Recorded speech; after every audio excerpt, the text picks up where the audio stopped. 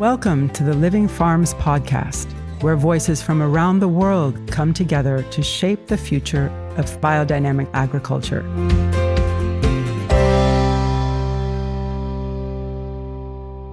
Hello, I'm very happy to be here with you again in this Living Farms podcast, and we are now featuring our second module of our course, Human, Cosmos, and Humus.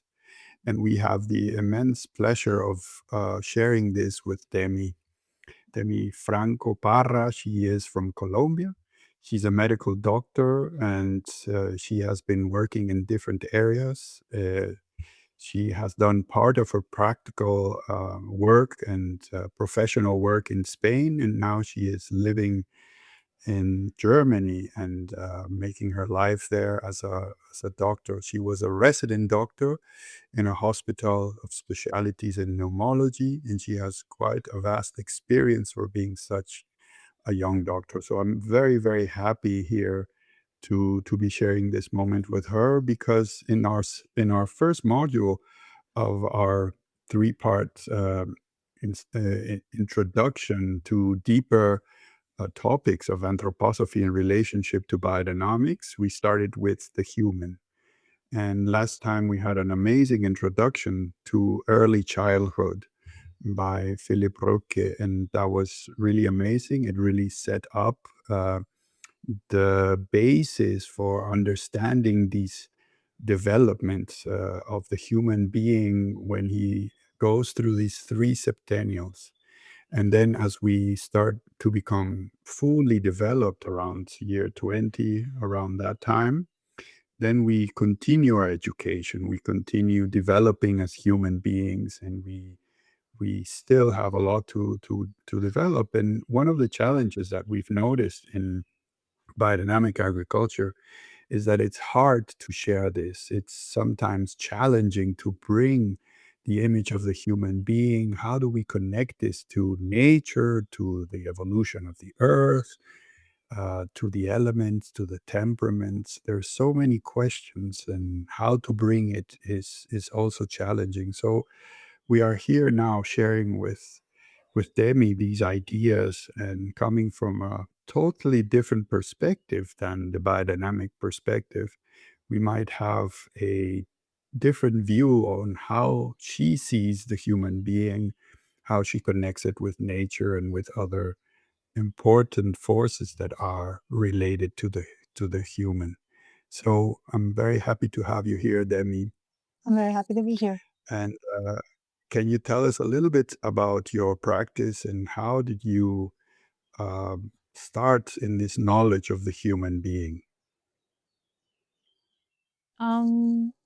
Well, as you said, I studied medicine in Spain, and I did my specialty in family medicine also in Spain, and now I'm here in Germany almost 2 years. I've been preparing my exam to be able to work as a doctor here. And how I came to the study of the human being from the perspective of anthroposophic medicine. Well, I only really got to know anthroposophic medicine a few years ago. I am not a Waldorf student, and I wasn't brought up in a Christian community like some friends that I have, and yeah, so in that sense, I would only say that my upbringing was very spiritual because of my grandfather and my mom. Actually, when I found anthroposophic medicine, I was like, oh my God, my grandma and my mom are anthroposophists, and they didn't know that. And I think from a very young age, I had a very strong connection with nature and with medicine, with healing. Both my parents were sport athletes, and there was always this taking care of our bodies and nourishing our bodies. They were always very concerned with nutrition, and there was also, we would always not always turn into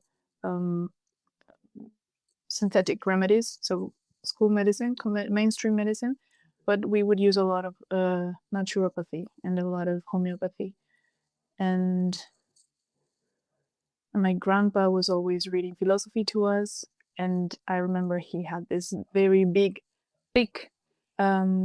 naturopathy book, and I still have it to the day. It's a very big, thick red book with very thin, small letters, and there are very, very beautiful drawings of plants and trees and medicinal plants. And I remember as I always was opening, and I'm curious, how can I heal this? And I would just open it and I would just look, and I would just I would just, it was something that would absorb me. I was just always curious about it. And I think that's how my journey towards medicine started.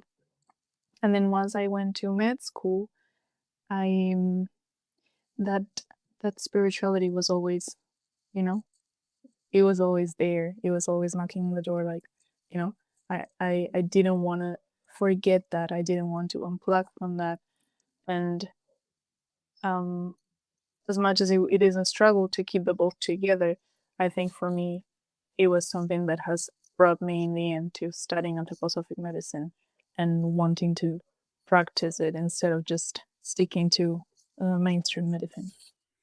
But it's very interesting what you say, because I think this is the case of a lot of us that were not brought up in Europe or close to the impulses of the Waldorf schools, and a lot of us did start somewhere else. Many people studied agriculture in regular universities, or biology or chemistry, and then you are missing something. There's something that you need that is not being brought by conventional science, although conventional science is marvelous and brings a lot of understanding of many things. But there is a part missing, and it's interesting when you start reading about anthroposophy, and you come into this description of what is a human being and how it is related to the elements and to the um, evolution of the earth. Then it is quite striking, because things start to make sense, and it's all interconnected. And Mm-hmm. in how was it for you to discover this relationship of the human body and the bodies, to discover the bodies of the human being? There is a physical body, an etheric body, etc. And then um, how do you see that in relationship to nature and in relationship to healing? What have you found in your own biography? I think that's been quite a long process, and I would say even still ongoing, because on the one hand, I had this upbringing, and of course, I knew that I was not just a physical body from like very early in my childhood. I knew that I'm not just physical. There's also other layers, and that was something that I had the awareness of very early in life. Um, but then, then I think that physical world, spiritual world was a layer, that this two layering was always there. And then when I maybe went to med school, it was more about, maybe there's this physical, but then there's also this emotional, so that would be more like the astral, and then there's this more spiritual, and then there's the physical, but then there's this strength, this life forces. So then, and I think it's been like falling all into place. And then when I finally met anthroposophy, then it was all clearer, and it has been taken. It took a clearer shape, especially because then I had to put it in my work as a doctor. And I think then once you see all these layers, that's when you can really then look outside and see, okay, it's not just the human body, it's not just a human being. The human being is connected with all all the kingdoms. So it's not just us alone.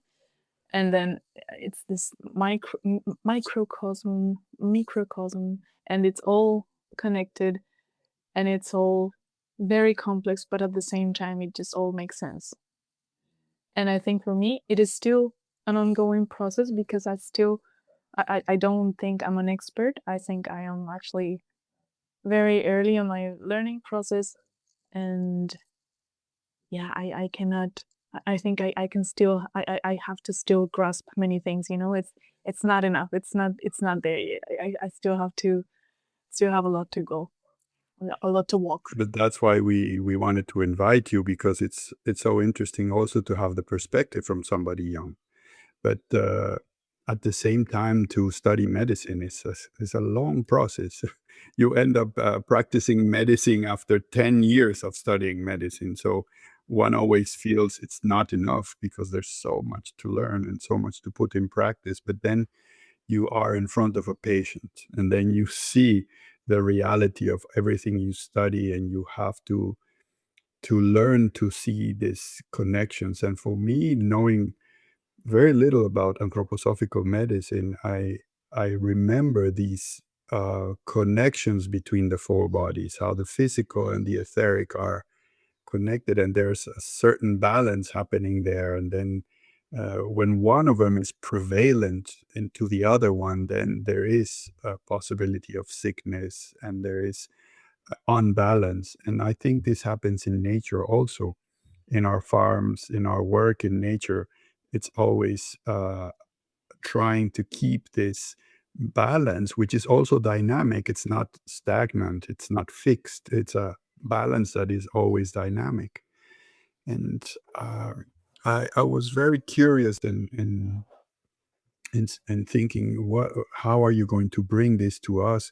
We have a few minutes left before this first session of the podcast, and I wanted to ask you for a little bit of a preview of what are you thinking about for next week when we bring this this podcast. What can you give us a few a few insights into what you will be bringing, so people can be enthusiastic to join? So yeah, a bit of a hint. I would say I find it very useful when we can experience things, because that's the way we can really integrate it. We can, by seeing it, by touching it, by really living it, is how we can really then make it ours to then share it. And so my main idea was not to just sit down and then talk about and give a lecture, because I feel like that in the end can be very abstract and maybe even boring if it's new to the people. But I thought it would be a very good idea to just experience the elements to start with. And with the elements and the kingdoms, then we have water, we have fire, we have earth, and we have air. And that's why I sent, apart from the documents that I sent this idea that maybe people can have maybe a plant or a leaf, a bit of sand, or a bit of a stone, maybe even a glass of water, and maybe a lighter, or maybe, if you have a chimney, if you're in some part of the world where you need a chimney right now. I don't need one right now, but if you do, then that would be something that we would start with. And then my idea is to bring the kingdoms into the connection they have with us, and so kind of try and see them in our body. Where is our fire? Where is our animal? Where is our vegetal? Where is our mineral? Where is our water? Yeah. That's very nice. So then for everybody that's listening to this, the idea is that you bring a sample of the four elements: a stone or sand, a plant or a leaf, Exactly. an animal. No. An animal. If you have a pet, the pet will definitely work. That would be great. Yes. So, okay. Well, with this, then I think we finished this part of the podcast, the invitation to the course, and then we will welcome you for the course next week. Thank you so much. Thank you. Looking forward.